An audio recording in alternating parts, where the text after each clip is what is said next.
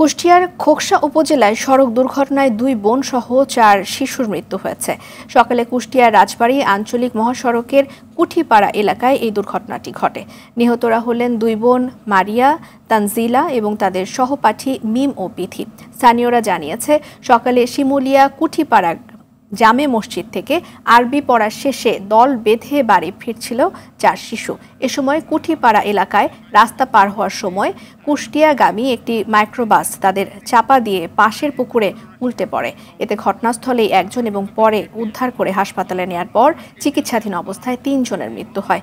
Kushtia highway থানার OC আকুল চন্দ্র বিশ্বাস বিষয়টি নিশ্চিত করে জানান, এ ঘটনার প্রতিবাদে কুষ্টিয়া আঞ্চলিক মহাসড়ক অবরোধ করে বিক্ষোভ করে স্থানীয়রা।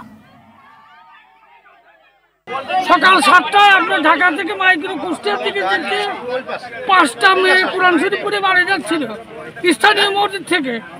তারপরে আপনার হচ্ছে মাইক্রো ঢাকায় 2টা মেয়ে জায়গায় মারা গেছে আর 3টা কুষ্টিয়া সদর হাসপাতালে আছে।